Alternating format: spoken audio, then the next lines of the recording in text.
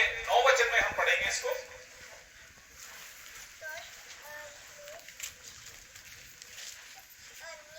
निर्गमन 4 उसका 9 वचन। और मैं चाहता हूं कि माइक में आपने पढ़ना है ताकि जो हमारे बाकी के बहन भाई हैं वो जब हमें सुनते हैं तो मैं चाहता हूं कि वो भी अच्छी तरह से इस वचन को समझ पाए। और मैं बीच बीच में पंजाबी को बोलूंगा, ऐसा ना हो कि वो समझे आप लोग ना समझे। सब बोलेंगे हालेलुया। सो निर्गमन कुछ 4 उसका 9 वचन। और यदि वे इन दोनों चिन्हों की प्रतीति ना करें और तेरी बात को ना माने, तब तो नील नदी से कुछ जल लेकर सूखी भूमि पर डालना, और जो जल तू नदी से निकालेगा वह सूखी भूमि पर लहू बन जाएगा। सब बोलेंगे हालेलुया। यहोवा ने मूसा से कहा है कि मैंने पहले तुम्हें 2 चिन्ह दिए हैं, अगर उसके द्वारा लोग आपका विश्वास नहीं करते तो ये तीसरा चिन्ह ये है कि आपने नील नदी में से पानी लेना है। किसमें से? क्या लेना है? पानी। और पानी को सूखी धरती के ऊपर डालना है। और पानी का कलर कैसे हो जाएगा? बोलो।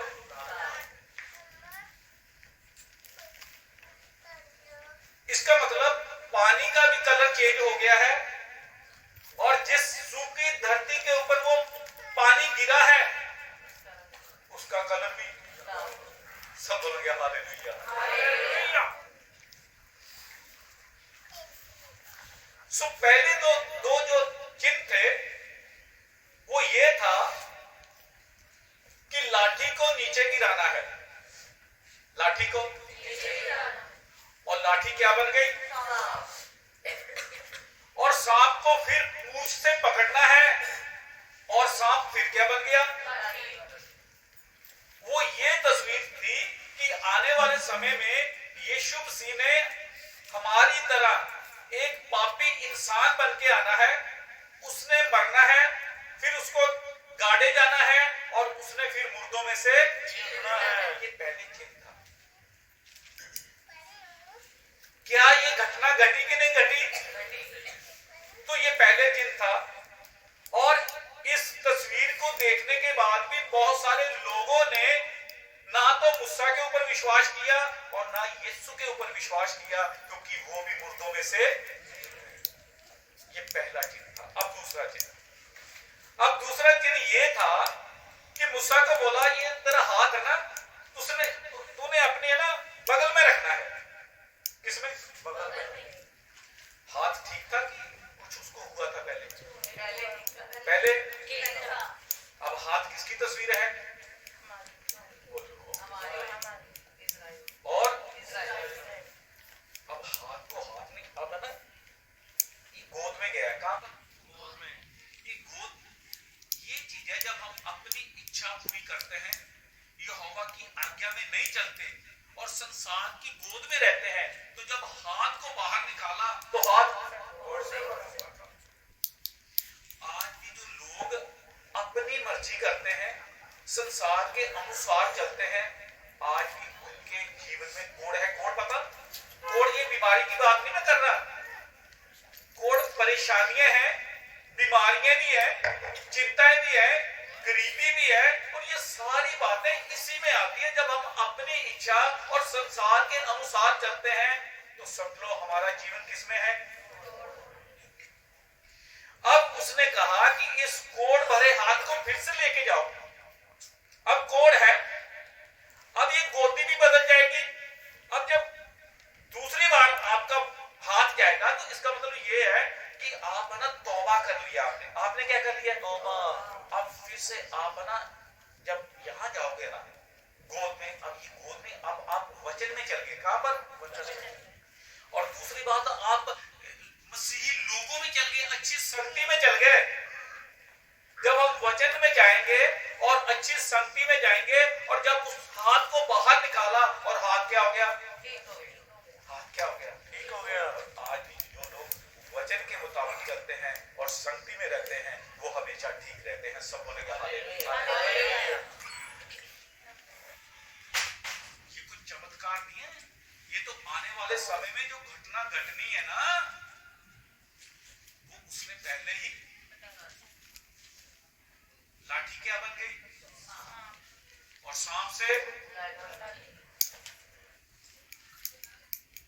से किसमें आ गया?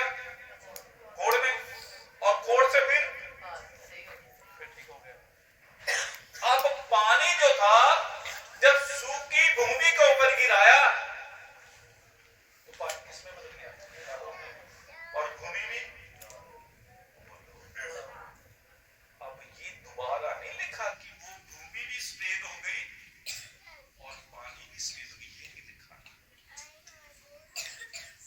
ऐसा नहीं लिखा। पहले दो चमत्कारों में तो हम ये देख रहे हैं। अब ये घटना जो फ्यूचर में घटेगी, फ्यूचर में पानी क्या बन गया? अब लहू फिर से क्या बनेगा? पानी बनेगा। वो उन लोगों की तस्वीर है जो लोग तौबा करेंगे। समा आने वाला है, दुल्हन जाने वाली है, और यीशु ने कहा जो मेरे रंग में रंग जाएगा, अगर आपके पाप लाल रंग के भी क्यों ना हो, यदि तुम मुझ पर विश्वास रखोगे, मेरी आज्ञा के ऊपर चलोगे, ये जो धरती लाल थी ये एक दिन सफेद हो जाएगी। ऐसा होगा, ऐसा इसको दोबारा रिपीट करेंगे हम। निर्गमन। और यदि वे इन दोनों चिन्हों की प्रतीति ना करें और तेरी बात को ना माने, तब तू नील नदी से कुछ जल लेकर सूखी भूमि पर डालना, और जो जल तू नदी से निकालेगा वह सूखी भूमि पर लहू बन जाएगा। पानी को नदी से बाहर आना है। पानी को तभी उसका कलर क्या होगा? चेंज होगा। इसी तरह से जब तक हम संसार से बाहर नहीं आते, बुरी संगति से बाहर नहीं आएंगे, हमारा कलर कभी भी चेंज समझ नहीं। ये एक पहले भी घटना घटी है।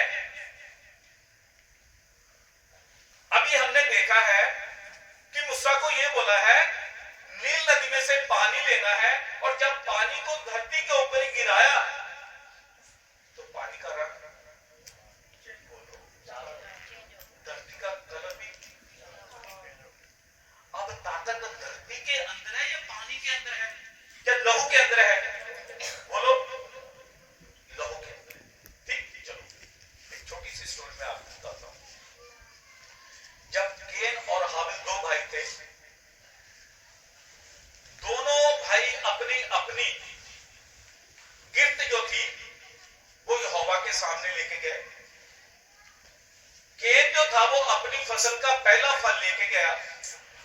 हाबिल जो था वो अपने जो भेड़ बकरी थी उसके अंदर से वो पहला लोठा मेमना लेके गया। और केन की कुर्बानी मंजूर नहीं हुई, पर हाबिल की कुर्बानी। जब हाबिल की कुर्बानी मंजूर हो गई है ना, और केन को जब गुस्सा आया, तो ये स्टोरी में शॉर्ट बताऊंगा, ये हमारा मैसेज नहीं है। तो बताया जाता है जब केन अपने भाई को हाबिल को एक खेत में लेके गया, तो वहां पर उसने अपने भाई का यहोवा ने अपने केन से ये पूछा कि तेरा भाई कहां है? तो केन ने क्या मैं अपने भाई का रखवाला हूं? मुझे नहीं पता। अब उत्पत्ति 4 उसका 9 और 10 वचन पढ़ेंगे, वहां क्या होता है?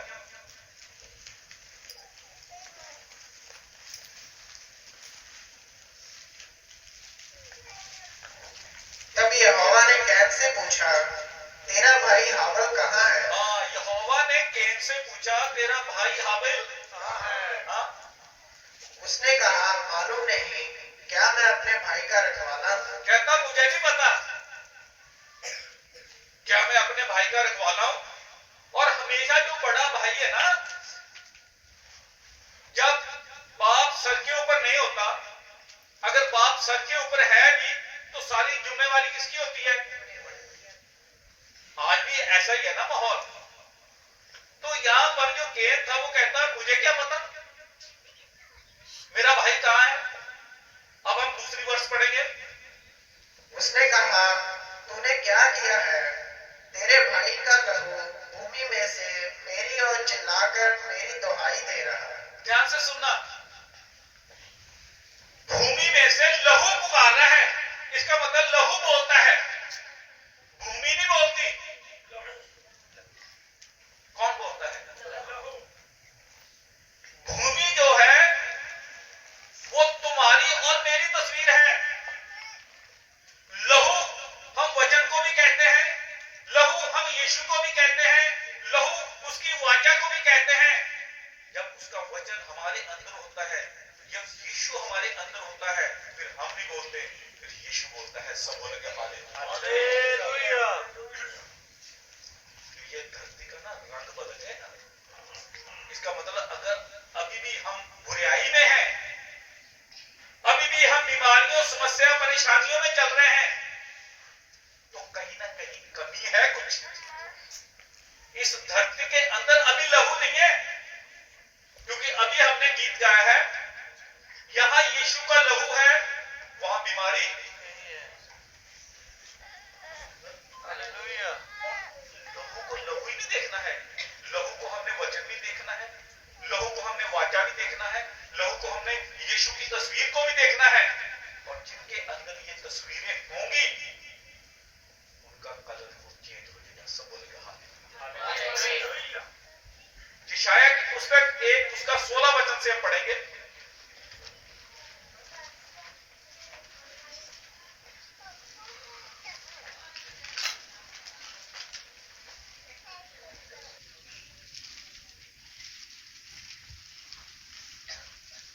अपने को धोकर पवित्र करो, अपने को धोकर पवित्र करो, मेरी आंखों के सामने से मेरी आंखों के सामने से अपने बुरे कामों को दूर करो, अपने बुरे कामों को दूर करो, भविष्य में बुराई करना छोड़ दो। आने वाले समय में बुराई करना छोड़ दो, क्योंकि समय निकट है, समय निकट है, यीशु जल्दी आने वाला है।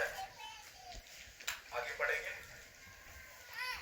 भलाई करना सीखो, यत्न से न्याय करो, भलाई करना सीखो और यत्न से न्याय करो, उपद्रवी को सुधारो, और जो विरोध करते हैं उसको सुधारो, अनाथ का न्याय चुकाओ, अनाथ का जो न्याय है उसको हमने करना है, विधवा का मुकदमा लड़ो, और जो विधवा है उसके लिए हमने मुकदमा। अगली वर्ष। यहोवा कहता है, आओ हम आपस में वाद विवाद करें, तुम्हारे पाप चाहे लाल रंग के हो। बस यही तो बात मैंने देखनी थी। तुम्हारे पाप यदि लाल रंग के भी हैं, अगर आप बुराई छोड़ दोगे,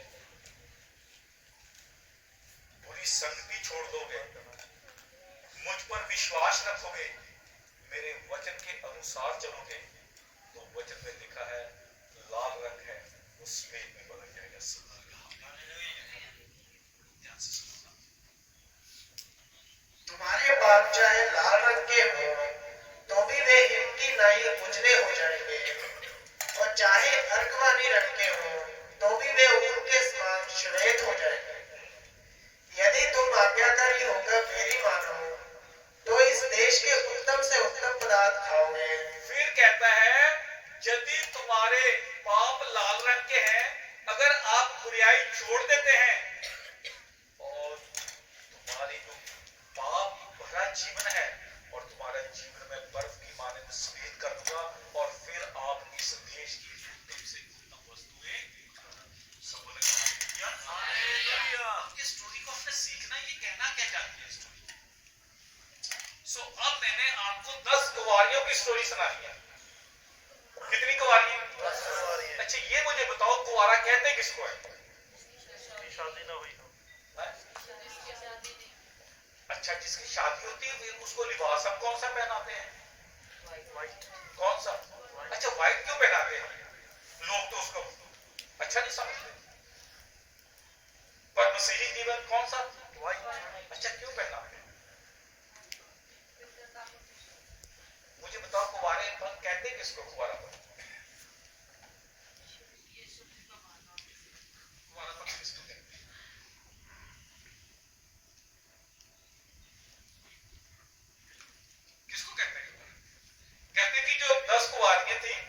उसमें से 5 मूर्ख और 5, तो जो बुद्धिमान थी वो भी कुंवारियां हैं और जो मूर्ख हैं, अच्छा कुंवारी कहते हैं किसको है?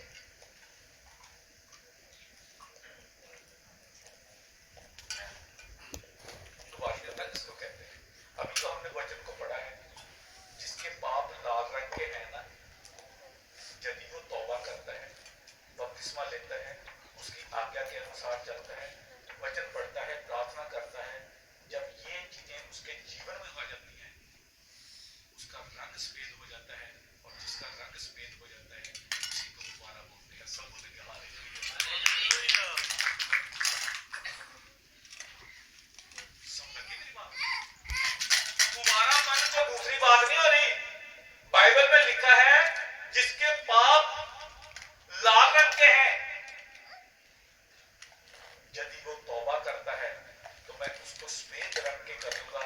और जब लड़की की शादी होती है, जब उसको हम व्हाइट ड्रेस पहनाते हैं, हम ये साबित करते हैं कि ये लड़की ने अपने जीवन भर यीशु की उपासना की है, इसीलिए इसको व्हाइट लिबास पहनाया गया। सब बोलेंगे हालेलुया। तो आज तो शादी से पहले भी शादियां हो जाती हैं, पर फिर भी कौन सा लिबास? व्हाइट। वो तो तुम्हारी निगाह में व्हाइट है, मैं आपको बताता हूं। जब स्वर्ग के लिए तैयार होंगे ना, तो अंदर से फिर काला ड्रेस निकलेगा, फिर काम गड़बड़ हो जाएगी। इसलिए जितनी कुंवारी बेटियां हैं और बेटे हैं, उनको ये चेतावनी है, आने वाले समय में फिर आपको पछताना पड़ेगा। Hallelujah, hallelujah. आप कुंवारे नहीं है, और यही बात अगर हस्बैंड को पता चल जाएगा तो वो कभी भी शादी नहीं करेगा। कौन करेगा? विचार से कोई भी शादी। इसलिए हमने अपने विवाह की क्या करनी है? सुरक्षा करनी है। सो कितनी कुंवारियां हैं? 10। और जो 10 कुंवारियां ना, उस समय ये नियम था, जैसे 10 पंच की एक पंचायत होती है ना, इसी तरह से अगर 10 विश्वासी होते थे तो उनको तब इजाजत मिलती थी कि ये एक बड़ी सभा कर सकते हैं। 10 मेंबरी कमेटी होनी बहुत जरूरी थी। 10 मेंबर विश्वासी होने बहुत जरूरी है। अगर 10 मेंबर होंगे तब वो एक बड़ी सभा कर सकते हैं। ये उस समय का नियम था, इसीलिए 10 को चुना गया। कितनी कुंवारी? अच्छा, अब हम मत्ती 25 अध्याय में चलेंगे और इस स्टोरी को ध्यान से सीखेंगे। तब स्वर्ग का राज्य उन 10 कुंवारियों के समान होगा। कितनी कुंवारियां हैं? तो मैंने ये बताया है कि 10 का मतलब ये है कि उस समय एक ही कमेटी होती थी। अगर 10 मेंबर होंगे तो आप सभा रख सकते हैं, नहीं तो आप नहीं रख सकते। तो उसमें 5 बुद्धिमान हैं और 5 मूर्ख। अब दोनों के पास लैंप है, दोनों के पास लैंप है। लैंप का मतलब कि दोनों के पास वचन है, पर जो 5 है मूर्ख है ना, उनके पास तेल नहीं है, उनके पास तेल नहीं है। अब जो तेल है ना, ये पता किसकी ओर इशारा करता है? तेल वचन की ओर भी इशारा करता है। तेल हमारे जो अच्छे काम हैं उसको भी दर्शाता है। तेल हमारे कैरेक्टर को भी दर्शाता है। तेल जो पवित्र आत्मा की ओर भी तस्वीर कर है। तेल जो यीशु मसीह की तस्वीर भी है। सो तेल कई और इशारा करता है। अब तेल को तेल नहीं समझना, लैंप को लैंप नहीं समझना। लैंप वो भी वचन है और तेल वो भी वचन है। लैंप वो भी हमारे कैरेक्टर को दर्शाता है और तेल जो भी हमारे कैरेक्टर, वचन जो है वो भी आत्मा को दर्शाता है और तेल भी आत्मा। पर जो मूर्ख थे ना, उनके पास वचन तो है, मगर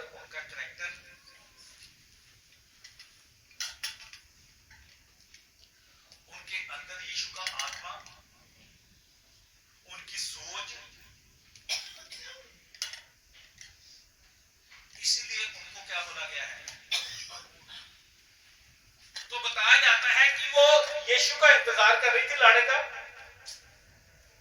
और लाड़े ने आने में क्या कर दी? तो 10 की 10 क्या हो गया?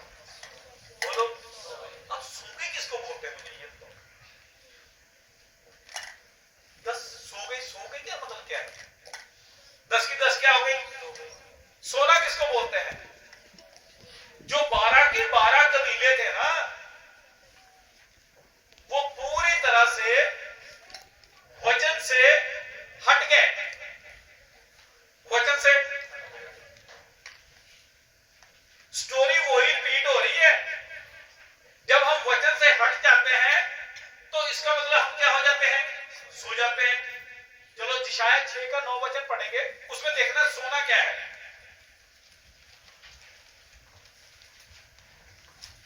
उसने कहा, जाओ इन लोगों से कह, सुनते ही रहो परंतु ना समझो, देखते ही रहो परंतु ना बुझो।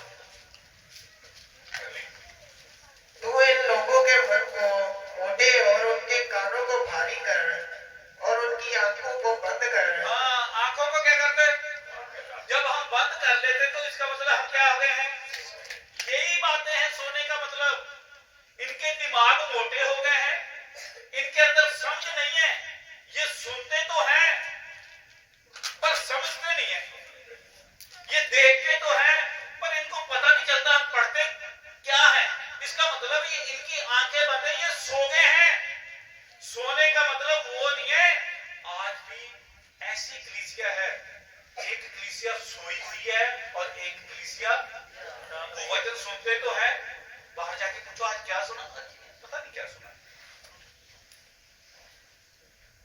इसका मतलब क्या हो गया? क्या हो गया? इसी को बोलते हैं सोना। और जब आप लोग सोओगे ना तभी ये सो आएगा। आएंगे कब? आधी रात को। किसको? अच्छा, अब ये आधी रात क्या हो गई? आधी रात किसको बोलते हैं? आधी रात किसको बोलते हैं?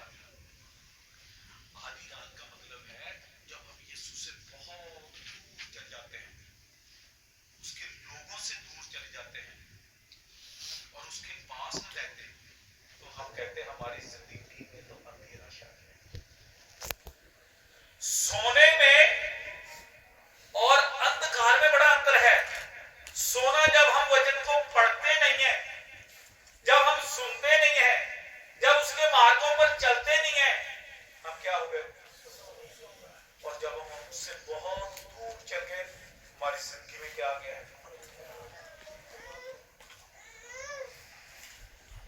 पर जब 10 की 10 सोने के बाद उठी, 5 जो थी उन्होंने अपने लैंप को क्या किया? और 5 की लैंप क्या हो गई? इसका मतलब कुछ लोग ऐसे थे जो फिर से वापस किसमें? उनके जीवन में फिर से रोशनी आई, उनके जीवन में रोशनी आई और फिर से वो क्या करने लगी? लाइट देने। क्या देने लगी? लाइट। और जो मूर्ख थी, जब बाहर गई अंधेरे में, तो बताया जाता है उसी समय यीशु लड़ा आया और जो बुद्धिमान थी उनको, और ऐसे ही यीशु आने वाले हैं। जो बुद्धिमान है वो जाने वाले हैं। सब बोलेंगे हालेलुया। और हमारा विषय ये है कि लाल रंग अब किसमें बदलना है? किसमें बदलना है? ये वहां नहीं बदला, पर अब हम देखेंगे ये बदलेगा कब? ये बदलेगा प्रकाशित की पुस्तक 7 उसका 9 वचन, फिर हम 13 वचन से पढ़ेंगे। हाँ, प्रकाशित 7 का 9 वचन। इसके बाद मैंने दृष्टि की और हर एक जाति और कुल और लोग और भाषा में से एक ऐसी बड़ी भीड़ जिसे कोई गिन नहीं सकता था, श्वेत वस्त्र पहने और अपने हाथों में खजूर की डालियां लिए हुए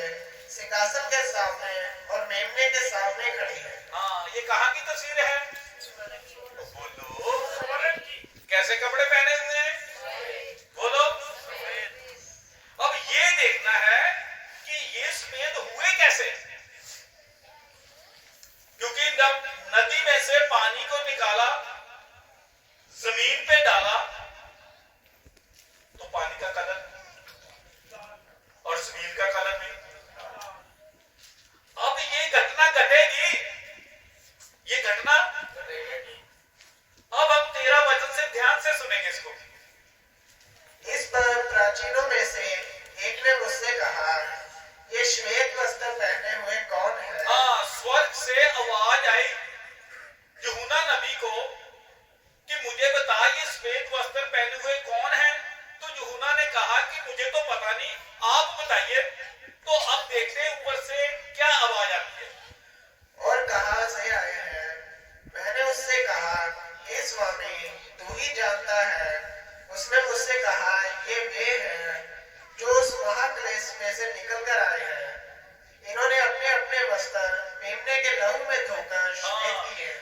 मेमने के लहू से धोकर क्या किए हैं? इसका मतलब अब आपके पास और मेरे पास समय है। हम यीशु के लहू में इनको लाल कर रहे हैं। यीशु के लहू में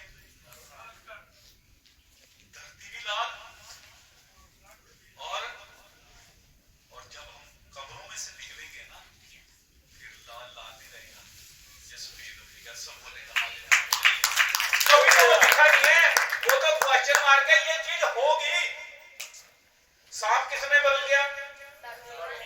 बोलो। कोड़ वाला हाथ किसमें बदल गया?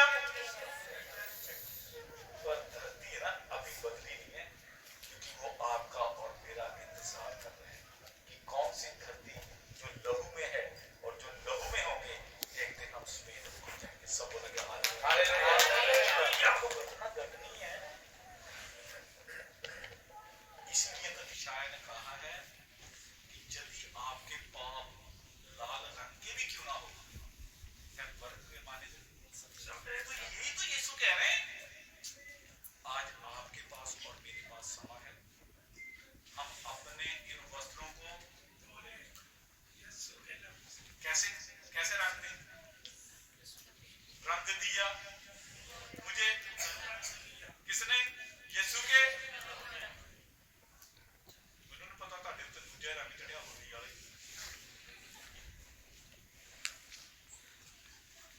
Hallelujah hallelujah.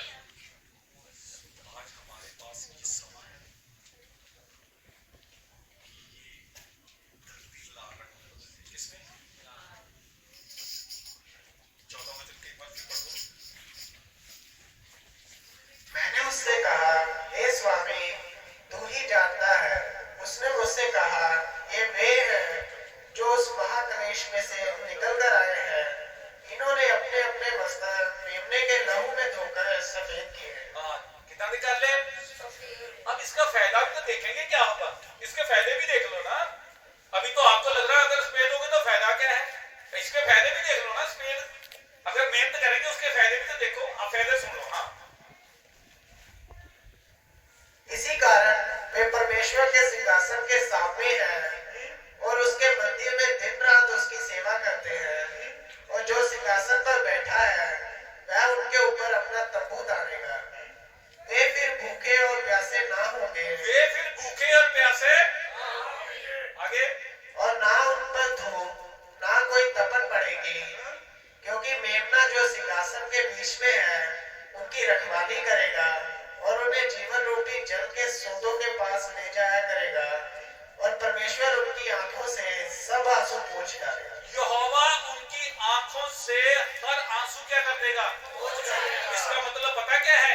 इसका मतलब ये है कि आपका कोई भी अजीज भाई बहन बुजुर्ग कभी भी मौत में नहीं जाएंगे। सब बोलेंगे हालेलुया। कभी चिंता की जरूरत, क्योंकि हमेशा के लिए जीवित रहना है। पर वो लोग जिनके वस्त्र लहू से कैसे हो जाएंगे, इसीलिए यशायाह बार बार कहता है यदि तुम्हारे पाप लाल रंग के लिए मैं उन्हें। इसीलिए हम शादी पर लड़की को व्हाइट वस्त्र पहनाते हैं और ये साबित करते हैं कि ये कुंवारी है। कुंवारी का मतलब इसने तौबा की है, ये यीशु के ऊपर चलने वाली है। और वो तस्वीर आने वाले समय में आपकी और मेरी यीशु के साथ होगी। सब लगे हालेलुया। आखिरी एक वचन पढ़ देंगे, यिर्मयाह 31 उसका 4। हे इस्राएली कुमारी कन्या, क्या बोला है? हे इस्राएली, यही तो है वो 10 कुंवारियां। वो पूरे इस्राएल को ही 10 कुंवारियां बोलता है, एक घर को बोलता है। हाँ, मैं तुझे फिर बसाऊंगा। मैं तुझे